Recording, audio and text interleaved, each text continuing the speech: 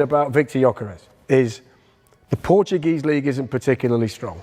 Prior to that, he was a championship player at Coventry. And we've seen him score a certain type of goal. If you look at Gyokeres, he tends to pick the ball up, run into the penalty area and score. We're talking about Arsenal needing a penalty box predator to finish off the tight goals, the strikers' goals, the goals they don't score. Will he be good enough to do that? Is he that type of player? I know what you mean. He probably hasn't done it at that level. But I think now he's matured enough at an age where he's ready to do this. And I think he's the missing piece of the puzzle. And I think, like Crouchy, you've got a big physical presence. Now you can cross it. If teams are going to sit in, you can just put it up there and he can go attack it. Look, I could be a meme here by the end of the season if he wins Footballer of the Year and scores 35 goals. I think there's more questions over him than most of these signings, just based on where he's been, the level he's been at. You know, Coventry, Sporting Lisbon. Yeah, no, he hasn't actually played a minute trying to win a league at for 27 years old in the top 5 leagues in Europe.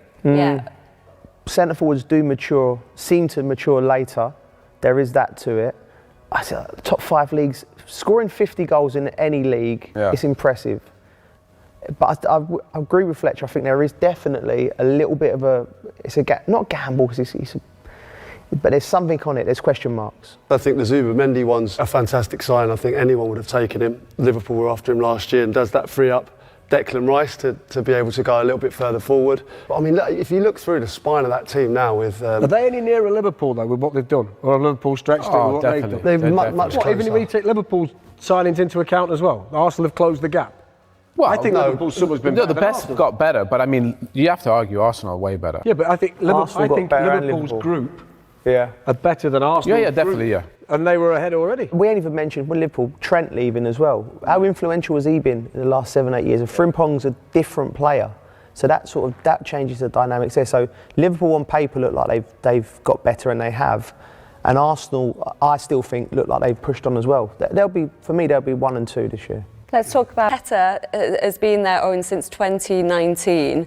How much pressure is he now under to deliver a major trophy, specifically the Premier League?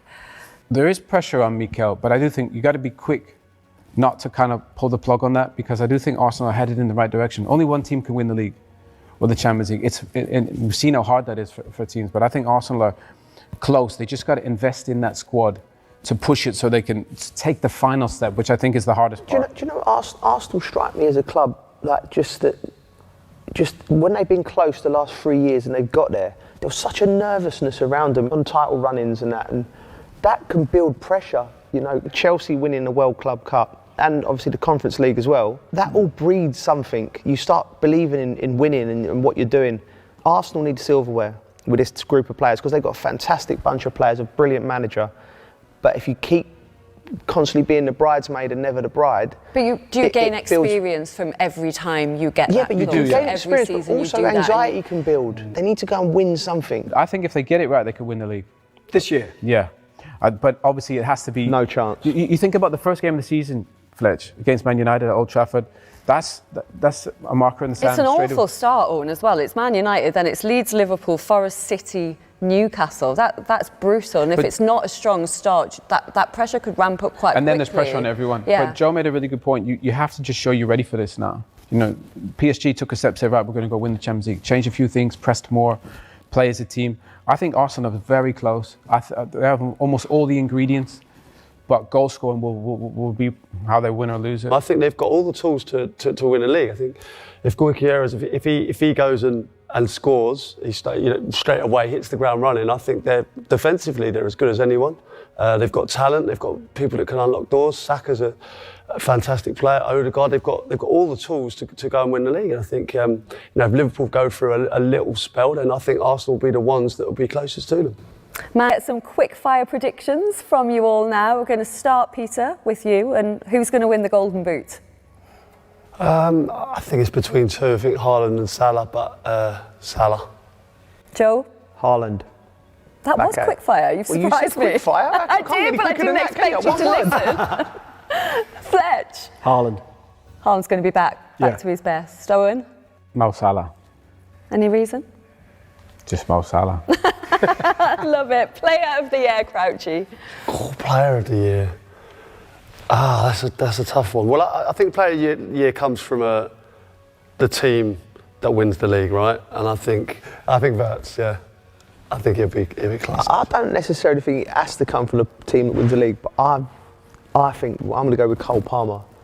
I just love watching him. Like, it's just mesmerising, isn't he? Like the way he plays.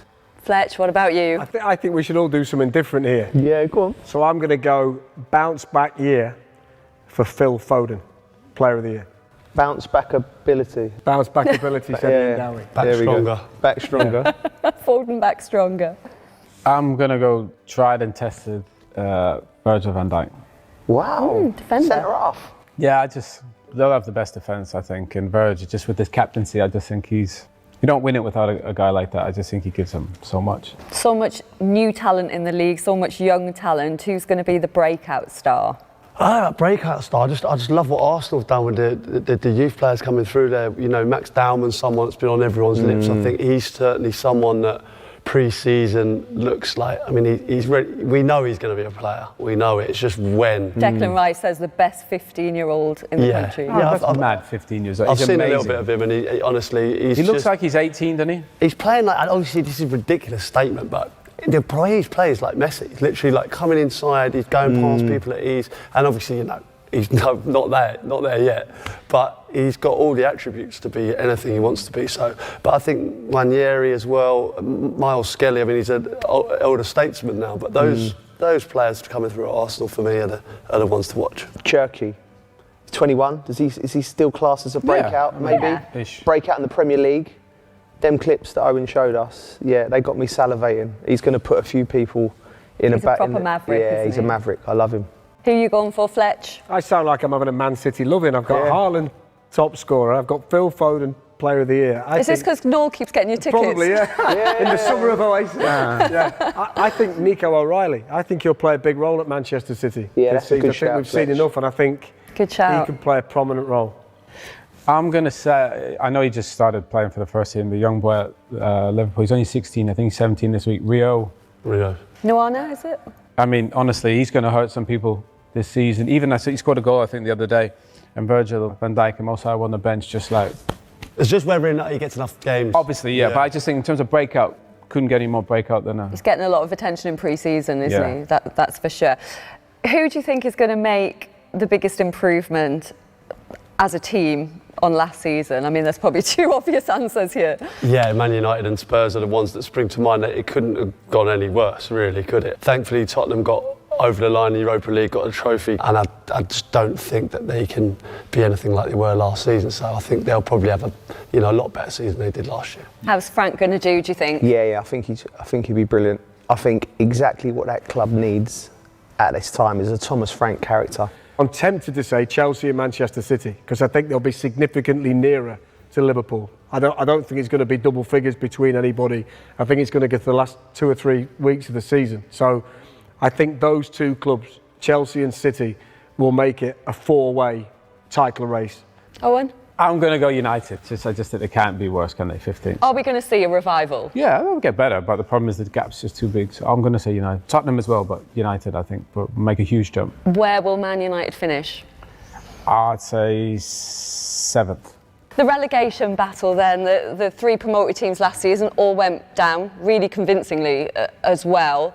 Do you think we're going to see the same situation this time around with Leeds, Burnley and Sunderland? It's hard to bet against it, Linz, you know. It's like you say, the last 2 seasons, that's what's happened. There are teams that have struggled. They've lost players. West Ham, I think Wolves can get dragged in. Have Everton strengthened enough? You know, how will they fare in the new stadium? So I do think there are teams that, you know, if you are those promoted teams, you are looking at to if you finish above them, you stay up. So there is hope for them, but it's thin, unfortunately. But I think this could be a really difficult season for Wolves, unless they surprise us, but they've just... We were all expecting an exciting title race last season, with the trio of Man City, Arsenal and Liverpool fancied to push one another as they had done the year before.